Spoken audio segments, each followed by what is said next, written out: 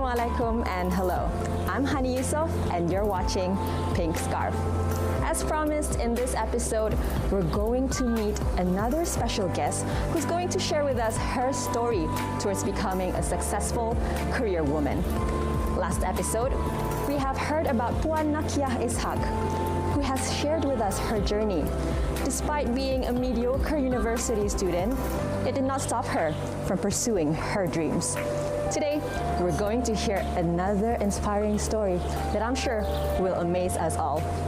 Who is she? Who are we going to meet today? I'm sure you're excited to find out. So, let's go. Assalamualaikum. Hi, Waalaikumsalam, Hanny. Thank you for having us. Thank you for inviting us to your home. And thank you also. Yeah. To Sal Handicrafts. Yeah, Sal Handicrafts. It's my first time here as well, so maybe you could show us around. Yeah, sure. Why don't we sit here first? Okay.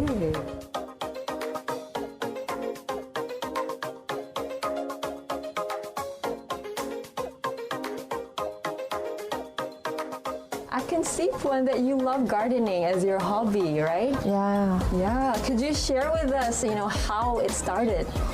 Actually, I am collecting flowers like roses before and orchid, but then since the pandemic, I start to collect green plant like 2 or 3, and then now I have a lot of green plant here. Yeah. As you can see, it became a collection. Did this become an activity you did by yourself or with your family as well? With my family, especially my husband. So I bet you spend a lot of time outside of your house as well. Yeah, doing gardening. Especially morning and like around 4:30 p.m. After that, sometimes until like malam at night sometimes. It looks very beautiful.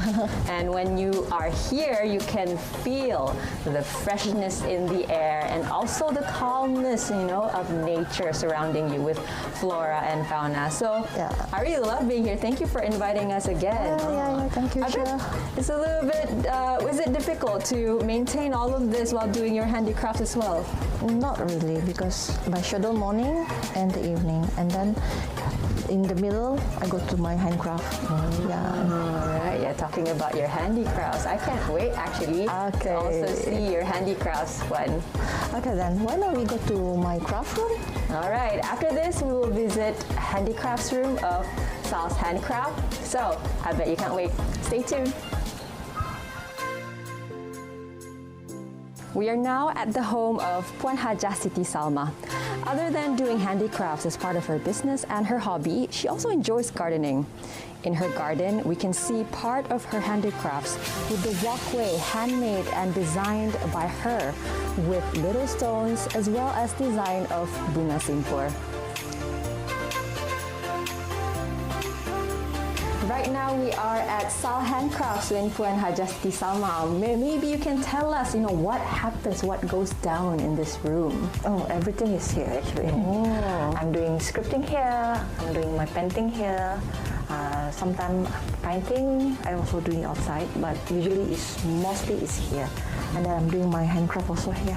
Oh, so you do a lot of your work here, and sometimes you do it in the garden, and a lot of the times this is where you get most of your inspiration. Yes. Oh, right. With script writing as well as handicrafts.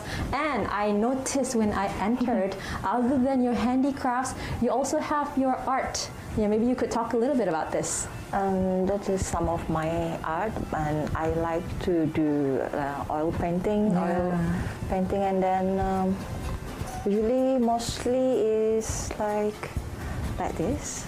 I don't like to draw drawing person or what. No, only like this. Oh, so you like what do you call this? Abstract art. Abstract. Yes, that is what oil painting. Okay, now let's talk about the main event here, which are your handicrafts. I can see right here that this is a tissue box. Right this is a tissue box. So maybe you could talk about it. Actually, it's only a plain box.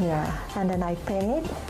Usually we have 3 layers for the primer, and then the paint, and then we put the motif cut off from the motif I get from the tissue. I cut it out and then glue on it, and then glue for 3 layers, varnish for 3 layers. Oh, okay. So now let's talk about the designs that you have to your right here. I have a rihal for reading a Quran. This one also actually it's came like a brown color. Then I paint into black and pink and creamy, and then I just cut it out of the tissue. Depends on what design you want. So it's become like this. Interesting. See? And the famous thing, people that would really like to buy perhaps it. you can also bring it here. Yeah, they really like this one. Okay, we call this containers. tiffin. Okay, this is a tiffin. You can use this. You can wash this also, but you don't soak it. After you wash and then you dry it. This is how you use it. Is you wash and soak. Don't wash, don't soak. Don't. You can wash, but don't soak. After you wash, you dry it. Then you can use you this can thing. keep on using it. How do you choose the motif? Is it based on what you like or what the customers For like? me, what I like. What you like. What I like. Yeah. Sometimes once they buy it and then they said they want to repeat order, I want like this one. I said, okay, then I know. All right. So, but when it comes to your handicrafts like these, what was your first product? Was it the containers here, or did you start off with the chest here, for example? I start from the cane. This is I learned before. This is the first one for the basic. The cane.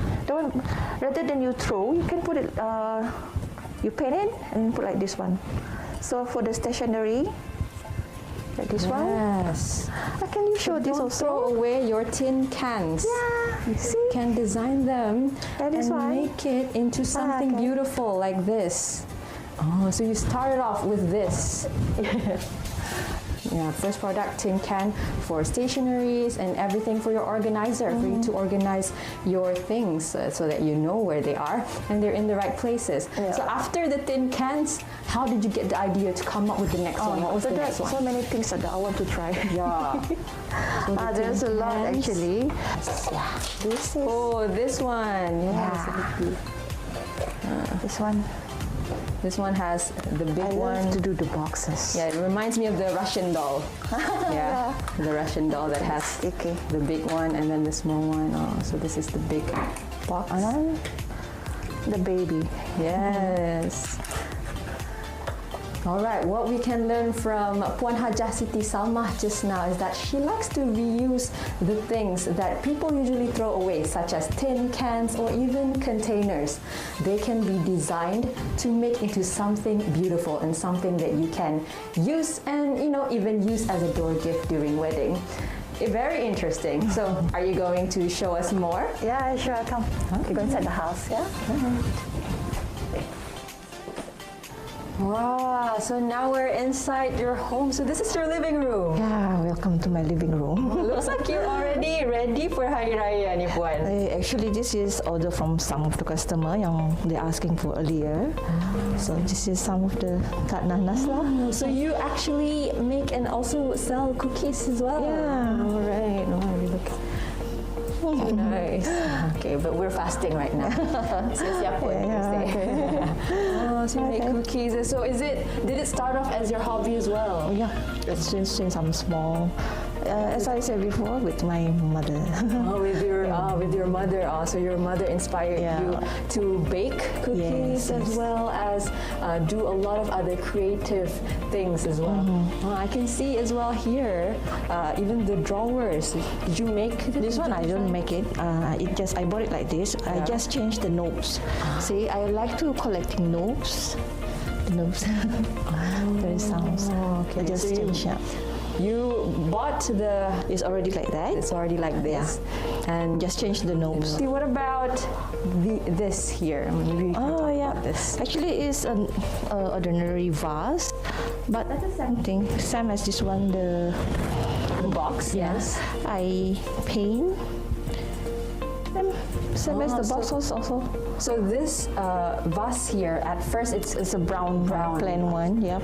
And then I paint it primer dulu, first, and then I paint it white, and then I take the motif. Because I like batik punya motif, so I just stick on there. Yeah. You stuck it on there. Oh, okay. So is this the first vase that you've ever designed?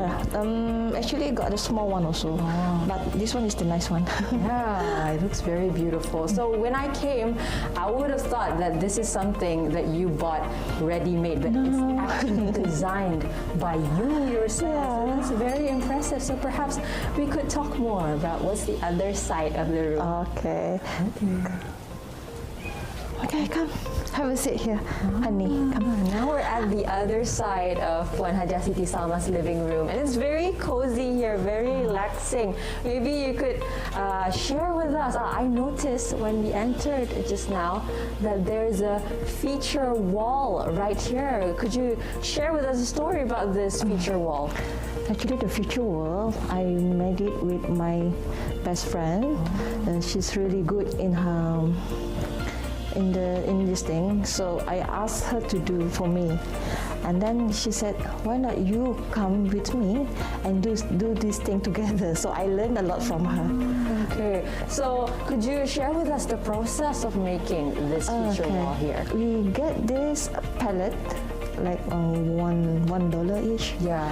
And then we measure first the wall, measure the white, and then we just stick it by nail, and then we paint it, and then after that the process is nearly the same like doing the boxes just now, like the decoupage, but it's only no primer. So it's just a varnish, the paint first, and then the varnish. It really adds personality to this space, and I can see that you like mixing texture of wood as well as the patterns here, going back to the handicrafts that Puan Hajah Siti Salmah loves and passionate in. These are coasters. Yeah, maybe you could share with us about these coasters right here. It's the same thing. If decoupage, the same thing. The primer, and then the acrylic paint, and then the glue, and the varnish. Yeah, so but it depends on the motif that you like. Yeah. So these are more batik. This is batik. Yeah. After this, we will chat more with Puan Hajah Siti Salmah to find out more about her journey. So I'm sure you would like to know more about her. So stay tuned with us on Pink Scarf.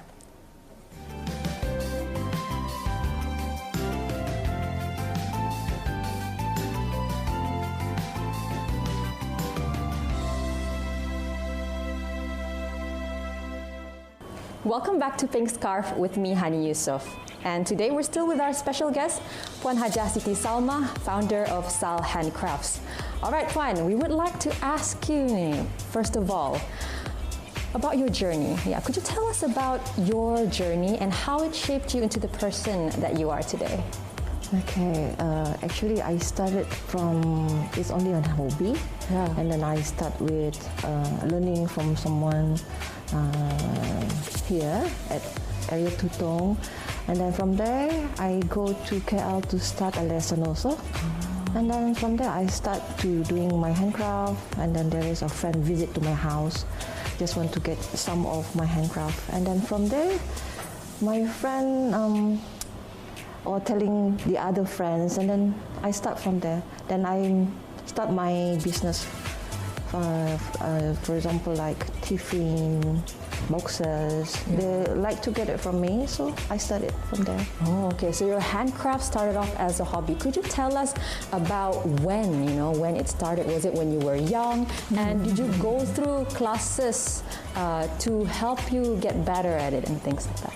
Yeah, actually I start from my age around 40. Around 40, I'm not mistaken. And then I go classes is to get me more better, because sometimes I also research from YouTube, but I think I prefer to learn one by one. Yes. Oh, okay. So before this, you learned, and now you are the teacher. I always understood, Puan, that you have your own career as well on top of this passion and business of yours. Yeah. Could you tell us about how you managed to balance between all these different roles? Okay. As a mother, as a wife, usually number one is prepare for my family first. Yeah. And then second is my career. Like, okay, let's say handcraft. If I have an order, I just finish first. There is a due date and then finish first. And then when I have another request like scripting, I make sure it's not clash. That's it. If clash, I just cancel it. Say no to it. Okay. I don't want to mix around now. All right, so you have your own schedule, and you also know how to say no sometimes. Is that correct? I don't take all. All right, yeah. So that's how you balance between your role as a mother, as a wife, as a script writer as well, on top of being a businesswoman in handicrafts business. All right, now we would like to know, what are some of the challenges that you face as a woman yourself? Okay, there is a lot of challenges actually. Usually, like there is a competitor in the business. Yeah. So for me, competitor is good, but sometimes you have to make sure that it's a good challenging. Yes.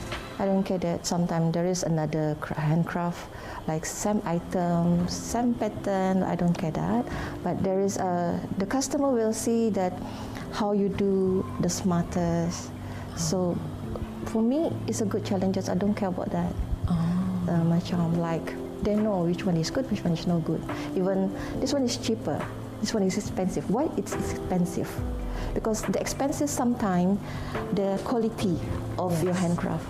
Yes. That is the important thing. Sometimes, of course, people like the cheapest one, but that is your own choice. Yeah. Right. Yeah, competitor is one of it, but how you deal with that is you do quality control, from what I understood, controlling the quality. Yes. How about in other aspects of your personal life? Perhaps you could also share how you balance and the struggles that you face. Okay. The struggles to face this thing usually for customer, they like to book, but they don't come up. But I just keep quiet, just leave it. They have their own right, and then I just sell to other person. That's it. Okay. I just don't want to think too much about it. Oh, right. Yeah. So those are the kinds of challenges that you face. Okay. Now, how do you deal with perhaps criticism? Because when it comes to business, you cannot run away from having negative feedbacks. Perhaps you could share with viewers out there about how to deal with this. Okay, usually if they don't like it, so I just can fix it, or I give them the new one. Yeah. I think that is the better one, because sometimes if they not happy, I just give the new one, do the new one. That's it. Okay. I don't have. For me, just make them happy, and also happy with my craft. Yeah. Now back to you, and not just as a businesswoman, as a person yourself. Of course, taking care of yourself is an important aspect of our everyday life for not just our physical health, but our mental health as well. So perhaps you could share with us how you usually take care of yourself in those aspects. Just make yourself happy. Like multivitamin and some exercise, and then I like to do gardening. So I think that is one of to make myself happy and my health's good. As someone who has been in the creative industry for a while with script writing as well as handicrafts, perhaps you could share with us how you can discover your strengths. Okay. Actually, I'm following my own moods now, because like scripting, there is a due date. If they want, when they want, then I make sure I finish all, and then I start to do my handcraft. If I have an order for doing my craft, I also need the date. I want to know when they want, so it's not gonna be clash. And then if I want to do my gardening, like that one is like my gardening is usually morning and evening time, like that. So actually, it's just depend on my mood. Yeah. Yeah. And maybe we could also ask, who inspired you the most? Perhaps you have found, inspiration from other women. Okay, I inspire from my own mother, because my mother is my teacher, my first teacher, and then she can cook, she can do handcraft also, gardening also, baking, everything is her. Like I'm copying her, because before I also as a teacher also, then I resigned. Then now I'm doing the scripting, everything. I think I'm following her a lot, and I really love to be like her. Yeah. Okay. Back to your handicrafts. Perhaps you could tell us about where you want to go after this when it comes to your business. Actually, I ever bring my handcraft to Malaysia. Yeah, they like it. And then possible, I would like to go to the international. That is my dream actually. But now still hang out like that. Okay. And perhaps you could also share your experience as a handicraft teacher as well. Okay. I ever teaching some student, but my student is actually a mother also. A mother also. They really like to learn. I was teaching at iCenter before, and then after that, I run a place, and then there is a few students. Usually, if they want to learn from me, I just to make sure it around 5%, just to make sure they can when I teach them, they can concentrate. Because if you have a lot of students, they can't concentrate. You have to at the 10%, you can't. So I think 5 is suitable for me. Okay, finally, could you share with the viewers your advice? Okay.